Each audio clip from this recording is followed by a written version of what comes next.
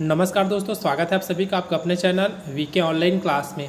तो इस वीडियो में बात करने वाले हैं सक्षम आंगनबाड़ी एवं पोषण 2.0 के बारे में, अर्थात ICDS के बारे में इस वीडियो में हम लोग देखने वाले हैं।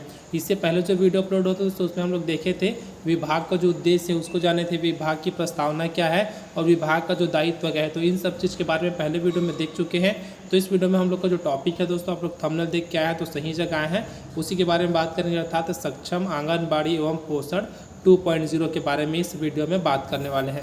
तो बिना देरी के वीडियो को स्टार्ट करते हैं सक्षम आंगनबाड़ी एवं पोषण 2.0। ठीक है, तो यहाँ से अगर हम लोग देखें दोस्तों, इसका जो पुराना नाम था वो क्या है, तो ICDS का जो पुराना नाम था वो है इंटीग्रेटेड चाइल्ड डेवलपमेंट सर्विस। इसी को हिंदी में क्या बोला जाता है, तो एकीकृत समेकित बाल विकास सेवा योजना, फिर इस प्रकार इसको ऐसे बोल सकते हैं एकीकृत बाल विकास सेवा योजना, या फिर बोल सकते हैं समेकित बाल विकास सेवा योजनाएं।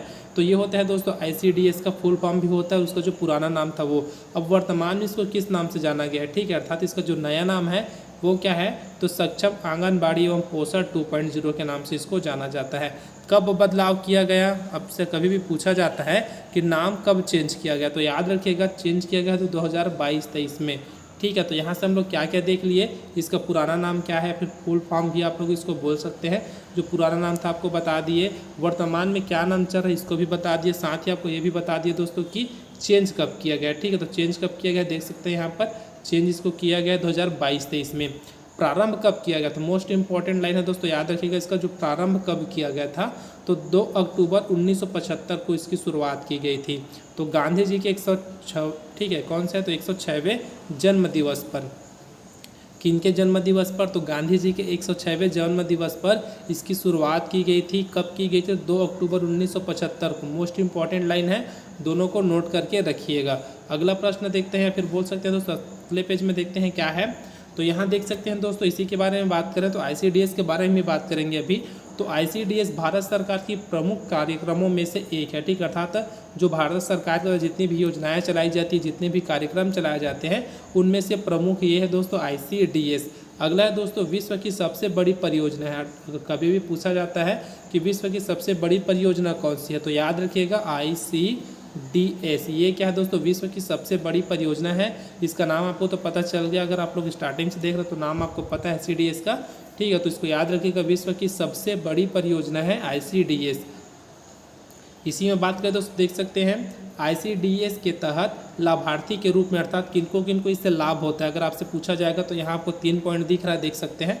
पहला पॉइंट में दिया है दोस्तों जन्म से 6 वर्ष तक के बच्चे। ठीक है, 0 से 6 वर्ष से दिया है, अर्थात 0 मतलब जो ऐसा बच्चा जो जन्म लेता है। ठीक है, तो जन्म के बाद से बोल सकते हैं, तो जन्म के बाद जैसे होता है वहाँ से बोलेंगे, तो जन्म से या फिर 0 वर्ष से 6 वर्ष तक के बच्चों के लिए यह उपयोगी है, फिर यह उनका लाभ लेते हैं। अगला है गर्भवती महिलाएं, फिर दोस्तों शिशुवती, धात्री, स्तनपान कराने वाली महिलाएं। तो इन तीनों को क्या होता है दोस्तों, ICDS के तहत लाभ मिलता है। ठीक है, कभी भी पूछा जाता है तो आपसे ऐसे पूछा जा सकता है कि निम्न में से किनको ICDS के तहत लाभ नहीं मिलता, तो ये तीनों ऑप्शन आपको देखने को मिल जाएगा, और इसके साथ साथ ही क्या रहेगा, एक गलत ऑप्शन भी वहाँ पर दिखाएगा, तो इसको याद रखिएगा। ठीक है, अगला इसी में देखते हैं दोस्तों, जो आपको यहाँ दिख रहा है ना कॉर्नर में, इसको ध्यान दीजिएगा, क्या बोला गया है, 2011 जनगणना के अनुसार कितने लोग को इससे लाभ प्राप्त हो रहा है, तो 15.88 करोड़। ठीक है, लगभग है। ठीक है दोस्तों, याद रखिएगा, ये करेक्ट नहीं, लगभग में आता है, कभी भी अगर आपका निकलता है तो लगभग में ही निकलता है। तो 15.88 करोड़ इससे क्या कर रहे हैं, तो लाभ ले रहे हैं 2011 की जनगणना के अनुसार। अब ये तीनों जो मिला करके है ना दोस्तों, कितने हैं, तो 15.88 करोड़ लगभग इनको लाभ प्राप्त हो रहा है ICDS से। अब अगर आपसे पूछा जाए कि इस कार्यक्रम का जो संचालन है वो किनके माध्यमों से किया जाता है, तो याद रखिएगा आंगनबाड़ी के माध्यम से किया जाता है। तो इस प्रकार कुछ बोल सकते हैं इसको, इस योजना का संचालन आंगनबाड़ी केंद्रों के माध्यम से संचालित किया जाता है। ठीक है, अर्थात इसको क्या किया जाता है, तो आंगनबाड़ी केंद्रों की सहायता से संचालित किया जाता है, ये आप यहाँ पर बोल सकते हैं। अब मोस्ट इंपॉर्टेंट अगर और देखें तो इसमें क्या है, तो ICDS के उद्देश्य है, अर्थात किसी भी योजना को बनाने के लिए कुछ उद्देश्य रहता है तभी उसका शुरुआत किया जाता है। तो उसी प्रकार देखते हैं दोस्तों ICDS का क्या उद्देश्य है, यहाँ से आप लोग देख सकते हैं। तो देख सकते हैं क्या दिया गया, जो पहला है जन्म से या फिर 0 से 6 वर्ष तक के बच्चों की पोषण और स्वास्थ्य स्थिति में सुधार लाना। ठीक है, तो पहला इसका जो उद्देश्य है वो क्या है, तो जन्म से 6 वर्ष तक को बच्चों में पोषण, ठीक है, क्या है, पोषण और स्वास्थ्य की स्थिति में क्या करना, सुधार लाना, इसका एक उद्देश्य है। दूसरा उद्देश्य की बात करें तो मातृ मृत्यु दर, जिसको MMR के नाम से जाना जाता है, उसी प्रकार शिशु मृत्यु दर, जिसको IMR के नाम से जाना जाता है। ठीक है, दोनों का नाम याद रखिएगा। कुपोषण, विकृति और स्कूल छोड़ने की प्रवृत्ति में कमी लाना। ठीक है, तो ये इनके क्या है, दूसरे उद्देश्य है। अगला उद्देश्य क्या है, बच्चों की उचित शारीरिक तथा सामाजिक विकास के लिए नींव रखना। अगर बच्चे क्या है, देखिए दोस्तों, जन्म से 6 वर्ष तक के हैं तो यहीं पर क्या होता है, उनका बहुत ज़्यादा डेवलप होता है। अब इसी समय अगर उनका शारीरिक विकास नहीं हो पाएगा, सामाजिक विकास नहीं हो पाएगा, उनकी बुद्धि का विकास नहीं हो पाएगा, तब क्या वो विकास कर पाएंगे, तो नहीं कर पाएंगे। तो इन्हीं सभी चीज़ को ध्यान में रखते हुए क्या किया गया है, तो जन्म से 6 वर्ष तक के बच्चों को इसमें सम्मिलित किया गया है ताकि उनका अच्छे से विकास किया जा सके। अगला पॉइंट देखते हैं दोस्तों क्या है, तो पॉइंट अगला है दोस्तों, बाल विकास को बढ़ावा देने के लिए विभिन्न विभागों में नीति निर्धारण और कार्यक्रम लागू करने में प्रभावकारी तालमेल कायम करना। तो ये भी क्या है दोस्तों, उसके उद्देश्य है।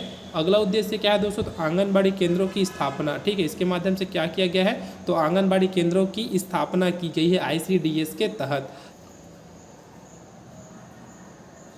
अब बात करते हैं बच्चों को साल में, ठीक है, कितने, अर्थात साल के 300 दिनों में 500 कैलोरी की ऊर्जा प्लस 12 से 15 ग्राम प्रोटीन। ठीक है, इसके क्या है दोस्तों, उद्देश्य है। उसी प्रकार माताओं के लिए क्या है, तो माताओं को साल के 300 दिनों में, कितने दिनों में, ये 365 दिनों की बात नहीं हो रही ना, याद रखिएगा। अगर साल की बात है तो 365 दिन यहाँ पर बात नहीं किया जा रहा। अगर पूछा जा सकता है कितने दिनों में, तो 300 दिनों में याद रखिएगा। तो माताओं के लिए क्या है, तो माताओं को साल के 300 दिनों में 600 कैलोरी की ऊर्जा और 18 से 20 ग्राम प्रोटीन देना। ठीक है, इसका क्या है दोस्तों, उद्देश्य है, ये याद रखिएगा। कभी पूछा जाता है कि बच्चों के लिए साल में, अर्थात साल के कितने दिनों में, तो 300 दिनों में आपको बताना है कितने कैलोरी ऊर्जा की ज़रूरत है, तो 500, इसको याद रखिएगा। प्रोटीन की बात करें तो 12 से 15 ग्राम, ये किन के लिए, बच्चों के लिए। तो माताओं के लिए क्या है, तो 600 कैलोरी है, और उसी प्रकार अगर बात करें तो कितनी है, तो 18 से 20 ग्राम प्रोटीन देना। ठीक है, इसको याद रखिएगा।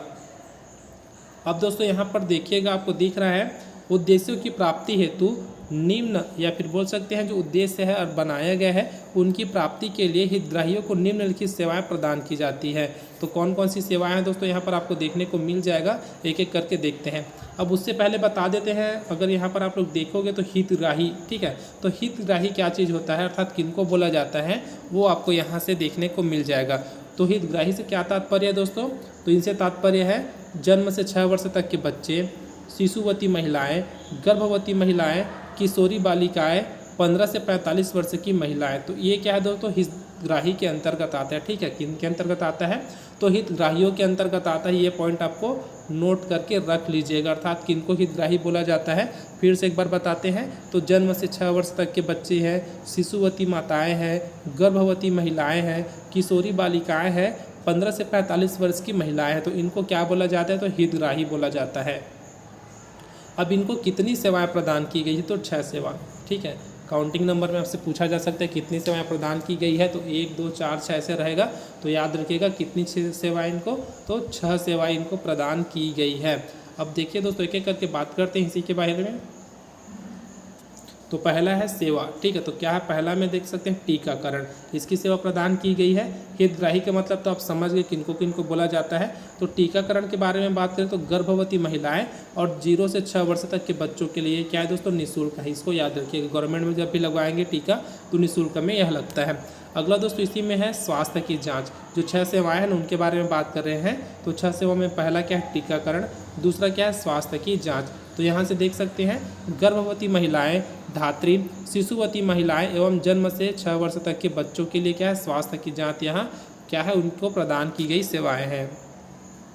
अगला दोस्तों इसी के बारे में बात करें तो संदर्भ या फिर परामर्श सेवाएं। तो इनकी क्या है, हितग्राही की बात करें तो जन्म से 6 वर्ष तक की आयु के गंभीर कुपोषित बच्चे, निःशक्त बच्चे, जोखिम वाले बच्चे, बीमार बच्चे, खतरे की लक्षण वाली गर्भवती महिलाएं एवं शिशुवती महिलाओं, इनके लिए क्या किया गया है, तो संदर्भ या फिर परामर्श सेवाओं का प्रदान किया जा रहा है। प्रीवियस ईयर का क्वेश्चन है ये, फिर याद रखिएगा। ठीक है, तो या फिर ऐसा पूछा जा सकता है कि परामर्श सेवाएं किनके लिए बनाई गई है, तो आपको यहाँ पर बताना पड़ेगा। अगला है दोस्तों इसी में चौथा जो पॉइंट है उसको देखते हैं, अर्थात जो 6 में है उसमें चौथा क्या है, तो पूरक पोषण आहार, तो ये किन के लिए है, तो गर्भवती, शिशुवती एवं 6 माह से, ठीक है, कितने से, तो 6 माह से 6 वर्ष तक के बच्चे। अब 0 से मत बोलिएगा, क्योंकि 0 वर्ष का जो बच्चा रहता है वो क्या कुछ खाता नहीं है ना, इसको याद रखिएगा। तो क्या पूरक पोषण आहार के अंतर्गत किनको हितग्राही बनाया गया है, तो गर्भवती महिलाएं हैं, शिशुवती एवं 6 माह से 6 वर्ष तक के बच्चों के लिए है। अगला दोस्तों इसी में 5वां पॉइंट जो है स्वास्थ्य एवं पोषण शिक्षा, तो ये किन के लिए है, गर्भवती महिलाएं, शिशुवती महिलाएं, किशोरी बालिकाएं, 15 से 45 साल की महिलाएं, तो ये इनके लिए क्या है, तो स्वास्थ्य एवं पोषण शिक्षा की सेवाएं प्रदान की जा रही है। अगला बात करते हैं दोस्तों इसी में जो 6वां पॉइंट है और आज हमारा जो पॉइंट है 6 उसमें से लास्ट है, तो शाला पूर्व अनौपचारिक शिक्षा, ठीक है। तो शाला पूर्व अर्थात कहने का मतलब है विद्यालय जाने से पूर्व की जो अनौपचारिक शिक्षा है उसके बारे में। तो 3 से 6 वर्ष तक के आयु वाले बच्चों को, ठीक है, तो इसके अंतर्गत किनको रखा गया है, तो 3 से 6 वर्ष के आयु वाले बच्चों को रखा गया है किनके अंतर्गत, तो शाला पूर्व अनौपचारिक शिक्षा। अब इसी में बात करते हैं दोस्तों, कुछ इंपॉर्टेंट पॉइंट आप लोग देख सकते हैं यहाँ पर है, तो यह सभी सेवाएं आंगनबाड़ी के माध्यम से कार्यकर्ता, अब इसी को क्या बोल सकते हैं, सेविका भी बोल सकते हैं, ठीक है, या फिर सहायिका द्वारा प्रदान की जाती है। अगर कभी भी आपसे पूछा जाता है कि जो सेवाएं हो किनके द्वारा प्रदान की जाती है, तो याद रखिएगा आंगनबाड़ी के माध्यम से किनके द्वारा प्रदान की जाती है, जो कार्यकर्ता होते हैं या फिर जो सहायिका होते हैं उनके द्वारा ये जितनी भी सेवाएँ अर्थात जो 6 सेवाएँ हैं इनको प्रदान की जाती है। अब इसी में बात कर दोस्तों वित्तीय सहयोग की, ठीक है, तो वित्तीय सहयोग की बात करें तो अनुदान यहाँ पर लिखा है, अनुदान आयोग से चल रहा है। यहाँ पर आप लोग देख सकते हैं 1 अप्रैल 2009, ठीक है, तो 1 अप्रैल 2009 से अगर बात करें तो जो केंद्र और राज्य का जो रेशियो है ना कुछ इस प्रकार से, केंद्र का 90 और राज्य का 10, ठीक है, तो इस प्रकार कितना हो जाएगा, 100 यहाँ पर प्राप्त हो जा रहा है। तो जो केंद्र का है रेशियो में कितना है, 90% है और राज्य का 10%। अब वर्तमान की बात करिए, क्या 1 अप्रैल 2009 की बात कर रहे हैं उस समय की, लेकिन अगर वर्तमान में बात करें तो इसका जो रेशियो है ना 75-25 में हो गया, अर्थात 75 जो प्रतिशत है वो केंद्र और 25% क्या है, राज्य के अकॉर्डिंग यह चल रहा है। यहाँ देख सकते हैं यहाँ पूर्ण रूप से प्रशासनिक नियंत्रण है। तो दोस्तों अगले वीडियो में हम लोग बात करेंगे आंगनबाड़ी क्या होता है, आंगनबाड़ी की सेवाओं के बारे में अगले वीडियो में हम लोग देखने वाले हैं।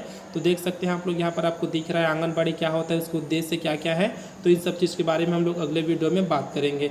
तो अगला वीडियो अगर आप लोग देखना चाहते हैं तो आप हमारे चैनल से जुड़ सकते हैं। इसके लिए आपको क्या करना है, तो चैनल को सब्सक्राइब करके बेल आइकन को प्रेस करना है, ताकि जैसे ही वीडियो अपलोड हो आपको नोटिफिकेशन मिल सके और आप वीडियो को देख सके। अब मिलते हैं दोस्तों अगले वीडियो में, तब तक के लिए जय हिंद।